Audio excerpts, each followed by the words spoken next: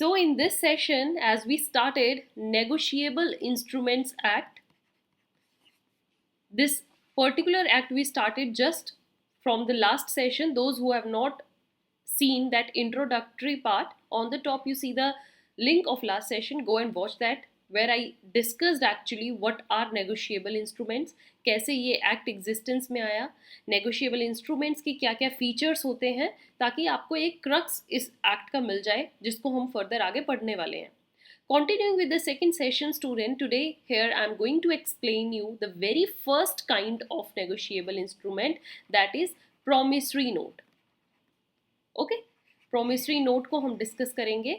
We will discuss its meaning, its features, what are the parties, and actually में इस particular session को देखने के बाद आपको first kind of negotiable instrument promissory note के रिगार्डिंग कोई भी डाउट नहीं रहेगा. So below given is our mail address and this is our contact number. Again, we are getting so much love and respect from you all.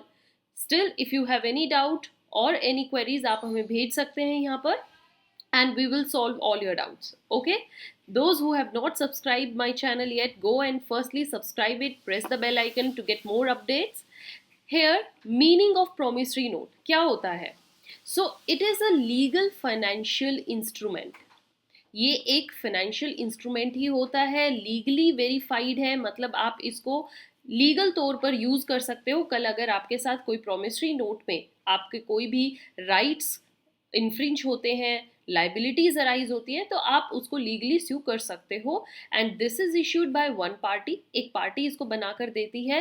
Promissory name क्यों पड़ा है इसका? Promise means यहाँ पर एक पार्टी जो है, जो कि प्रॉमिस करती है, दूसरी पार्टी को एक रिटन डॉक्यूमेंट में लिखकर प्रॉमिस देती है that they will pay the debt owed to another party. हमारा जो आपके ऊपर कर्जा है उसको हम फलाना फलाना तारीख तक चुका देंगे, या आपकी अमाउंट इतने टाइम बाद आपको मिल जाएगी. And this is the promissory note through which we are saying it legally. एक एविडेंस के तौर पर भी शो होता है, जिसमें एक पार्टी दूसरी पार्टी को प्रॉमिस लिख कर देती है कि मैं आपके इतने पैसे का कर्जदार हूँ और ये पैसे आपको मैं इतने टाइम बाद चुका दूंगा.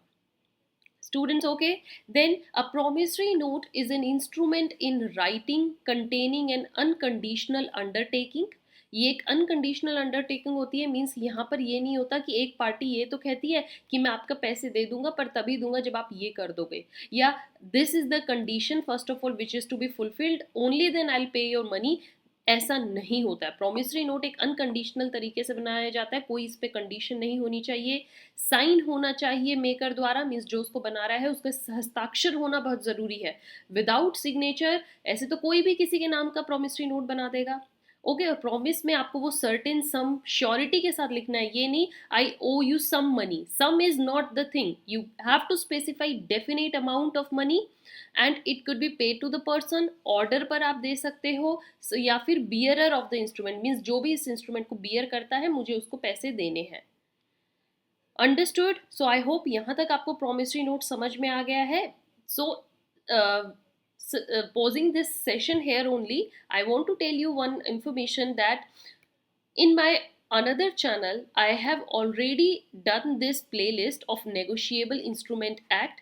those students जो इस negotiable instruments को legally कंप्लीट करना चाहते हैं, या आपका जो स्टूडेंट्स लॉ का सिलेबस कर रहे हैं उनको नेगोशिएबल इंस्ट्रूमेंट सेक्शन वाइज समझना है, सेक्शन वाइज है आई एम सेइंग, तो आप जाकर मेरी उस दूसरे चैनल की प्लेलिस्ट को गो थ्रू कीजिए. एंड उसमें मैंने हर सेक्शन वाइज नेगोशिएबल इंस्ट्रूमेंट को समझाया है. On the top you see the playlist of that my previous channel. Go and watch it out. Now continuing here that there are two parties to a promissory note. दो parties कौन कौन सी होती हैं? एक simple सी बात है, देखो दो पार्टी होती हैं, एक रिटन डॉक्यूमेंट है, एक जो उसको बनाती है, साइन करती है, भैया मैं को आपको इतना पैसा देना है, और जिसको दिया जाता है वो पार्टी. तो ए यहाँ पर सपोज इस डॉक्यूमेंट को बना रही है, लिख रही है that I promise to pay you this amount. सो यहाँ पर ये होता है maker. A is maker. Maker means the person who makes the promise, right? जो प्रॉमिस दे रहा है कि भैया मेरा इतना पैसा है और ये मैं आपका लौटा दूंगा इतने टाइम बाद. He makes the promissory note and promises to pay. He is maker. Second party जिसको पैसा मिलना है, the party actually who is going to receive that money is pay. Payee means the person to whom the payment is to be made, जिसको आपको payment करनी है वो होता है पेई. All right, so meaning is clear. Now let's see some features, some key points, ताकि आपको ये समझ में आ जाए कि क्या एक promissory note bill of exchange और check से अलग कैसे है.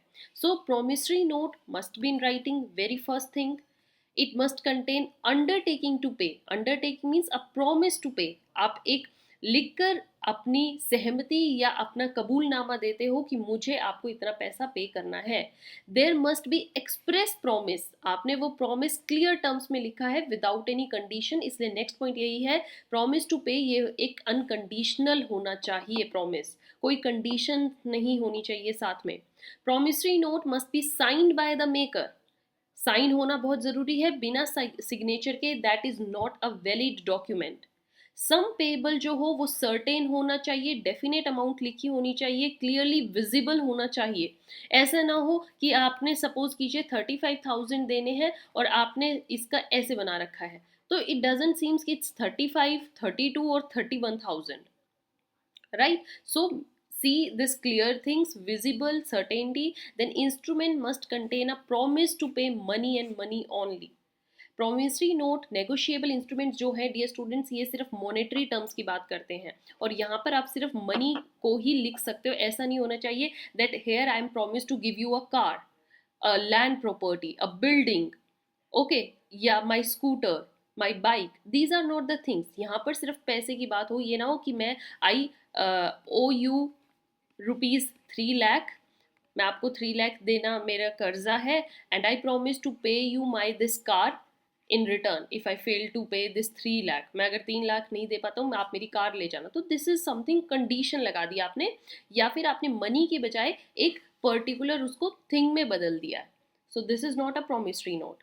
Now some other points which make it more clear what is a promissory note, that the maker and payee must be certain. Yes, it's also important कि parties जो हो वो भी certain होनी चाहिए. सपोज कीजिए कि बी कहता है कि आप मेरा नाम मत लिखो, इस पे लिख दो बियरर, क्योंकि बाय चांस मेरे को कल ये किसी को देना पड़ जाए प्रॉमिसरी नोट. जैसे बी को सी को पैसा देना, ए ने देना है बी को और बी ने देना है सी को, तो बी कह देगा write the bearer name only, सिर्फ आप बियरर लिख दो. तो ये भी एक वैलिड थिंग है, बट ए के साइन क्लियर होने चाहिए. तो मेकर और payee should be certain. Next thing, stamping of promissory note is essential. अब as per Indian Stamp Act 1899 हर नेगोशिएबल इंस्ट्रूमेंट स्टैम्प्ड होना चाहिए. Stamping is very necessary. And why stamping? Suppose कीजिए आपने स्टैंप नहीं लगाई हुई इस पर्टिकुलर, ये प्रॉमिसरी नोट है और यहाँ पर आपने वैलिड स्टैम्प नहीं है, तो कल अगर उस प्रॉमिसरी नोट से कोई केस या कोई इशू अराइज होता है, देन द पार्टी जो सफ़र कर रही है, सफरिंग पार्टी, उसको कोर्ट में नहीं दिखा सकती, वो एविडेंस के तौर पर यूज नहीं होगा, क्योंकि कोई भी कह देगा ये आपने बनाया, इस पे तो स्टैंप भी नहीं है, क्या पता आप कहीं से लिख कर ले आए हो. सो अनस्टैम्प्ड प्रोमिसरी नोट्स जो होते हैं स्टूडेंट्स, वो आप एविडेंस के तौर पर कोर्ट में यूज नहीं कर सकते, इसलिए स्टैंप होना बहुत ज़रूरी है. Then it must contain date. Date होनी बहुत ज़रूरी है. जैसे कि आप लिख रहे हो सपोज 15 जुलाई को, 15/7 को आपने डॉक्यूमेंट लिखा है और आप प्रॉमिस कर रहे हो that I will pay your this amount after 3 months और ऑन दिस डेट. तो वो डेट लिखी होनी चाहिए. अब 3 months कब से, अगर आपने बाई चांस 15 जुलाई मेंशन नहीं की होती, तो 3 months कब से काउंट होते, nobody knows. That's why date must be there, it must be certain date. Then limitation period for promissory note, it's very important, pay attention कि अगर किसी को केस फाइल करना है, सपोज करो ए ने प्रॉमिस किया था बी को कि आपकी अमाउंट मैं 3 months बाद पे कर दूंगा, और अब 3 months का टाइम क्रॉस हो गया है, ए जो है वो पे अमाउंट को पे नहीं कर पाया, अब बी उस प्रॉमिसरी नोट से केस फाइल करना चाह रहा है, उसको एज एन एविडेंस के तौर पर यूज़ करना चाह रहा है, तो वो कितने टाइम के अंदर केस फाइल करे. ऐसा जैसे सपोज करो, क्या आप 20 साल बाद भी किसी पर केस फाइल कर सकते हो? क्या आप 10 साल बाद फाइल कर सकते हो? No, time is 3 years. You have to file a suit within 3 years. आप 3 years के तक के अंदर अंदर आपको फाइल, जो भी आपका क्लेम अराइज हुआ है उसको फाइल करना है. To file a suit from the date of execution और date of acknowledgement. Right, so I hope you understood all these crucial points of promissory note. I explained you the meaning, and with this very first type of negotiable instrument we discussed, if you still have any doubt, you can contact us through these ways. Follow us on Telegram for more updates. Till then, have a nice day and keep learning.